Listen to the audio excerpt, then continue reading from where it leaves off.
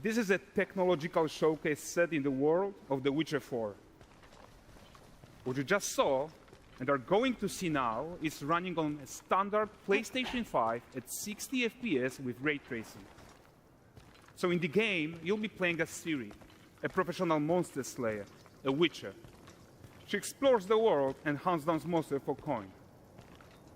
The region we are in is called Kovir, and you'll get to explore it in a game.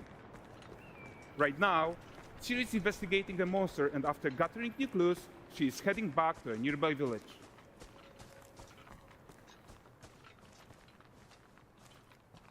All right, everyone, meet Kelpie. Let weeds be weeds, Kelpie.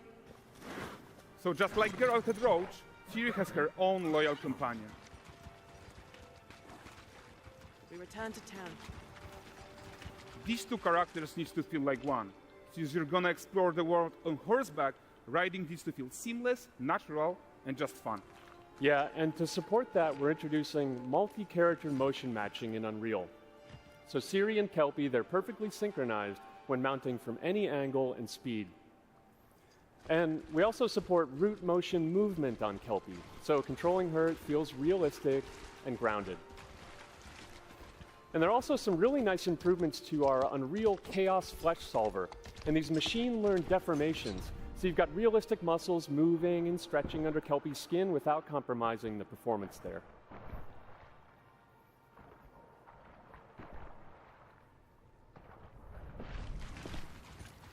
So let's leave Ciri behind for a second and talk about the world itself. So much of the Witcher world is natural, organic, especially Kovir with its dense forest and wild nature. Yeah, and wild nature is hard. And with nanite geometry, we've freed artists from so many of their old constraints. But we don't want to rest until everything we do in Unreal has that same spirit of freedom. There's always more work to do. And foliage is a huge piece of that puzzle. So we are excited to introduce nanite foliage. And in order to achieve gorgeous foliage density everywhere, while still being memory efficient, fast to render, we believe that a new idea was needed. So instead of the same card approach we've been using for the past 20 years, artists should be free to take a nanite approach to foliage, modeling every single leaf and pine needle. And the old LOD tricks of the past, they needed a complete rethink. And in their place, it's a new adaptive voxel representation in nanite. It's volumetric, it's fully 3D, it is super fast to render. And these dense clusters of triangles turn into these cubes, which at a distance, they're no larger than a pixel, and they react to the changing light of our dynamic sun and our shadows, and they allow artists to render whatever amount of foliage is needed to achieve their vision without compromise. And no compromise means how ambitious we are when it comes to bringing our vision to life with incredible visuals. But more than that, together with Epic, we created faster way to load the world. We can now bring in more content more quickly for the smoothest possible experience as we fly down to catch up with Ciri.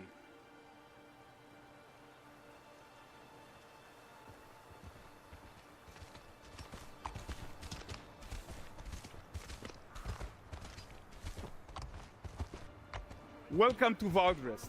So Valdrest is a port town, a hub for fishing, trade, and mining. It's one of those places where you can meet shady characters or overhear gossip from other lands. It's also where Ciri took on her current contract.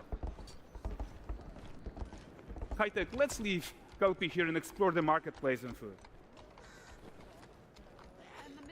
I'm so excited we can finally show you some of this stuff. Let's see what Valdrest has to offer. Not her again.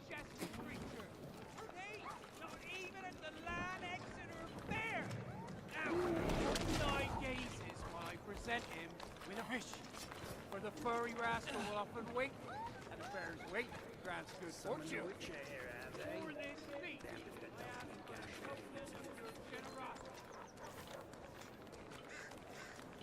Pardon. Guys, notice how responsive the world is. Character actions directly affect what happens around you, sometimes even setting off chain reactions. Everything is working together.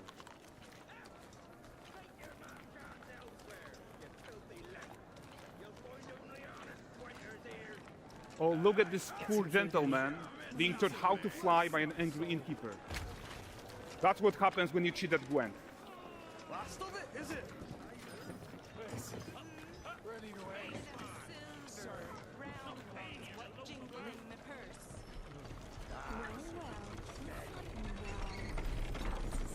Okay, so this is the guy who gave the series quest his own. Like you probably suspect, he has his own agenda in all of this. You off your tits again, Wilfred. Get your ass up.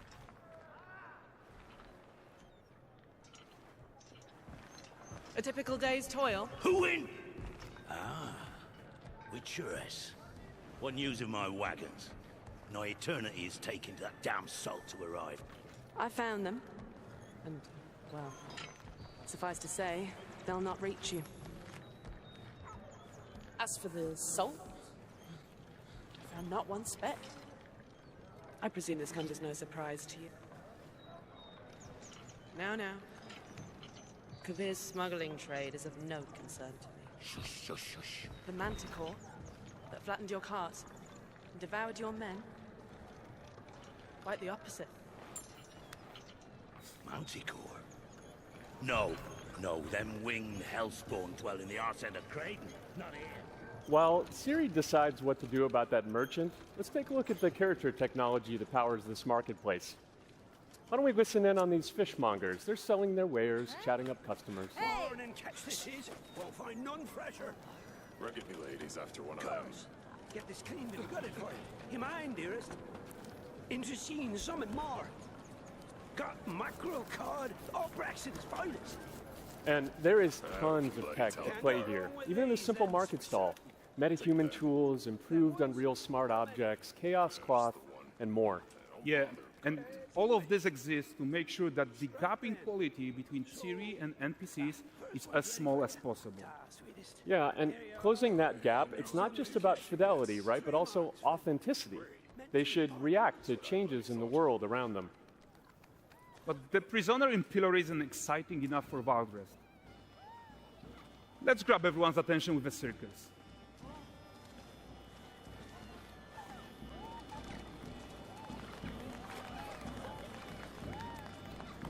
But the great performance deserves a huge crowd though.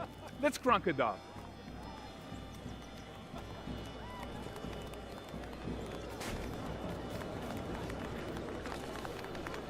So you are seeing tons of optimizations here to many of Unreal systems, including an entirely new Unreal animation framework, allowing us to fit easily in our 60 FPS budget, not just in rendering, but also with room to spare on the game thread.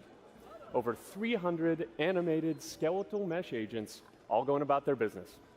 And the whole point is to leave breathing room for developers like you to introduce the gameplay and the systems that your players expect, empowering you to make your worlds come to life without Unreal standing in your way.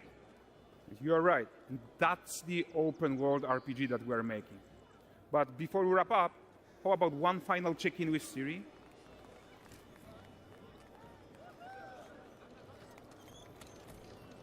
We are making this game to be the most immersive and ambitious open world Witcher game ever.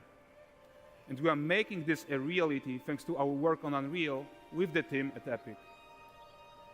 I think what we are doing together is going to bring in a new generation of open world RPGs, and I'm so proud of what we accomplished so far.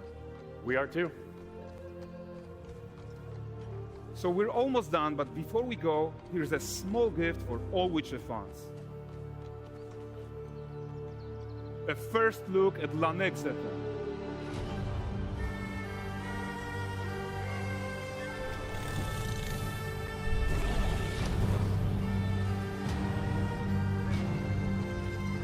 Onward, Kelpie.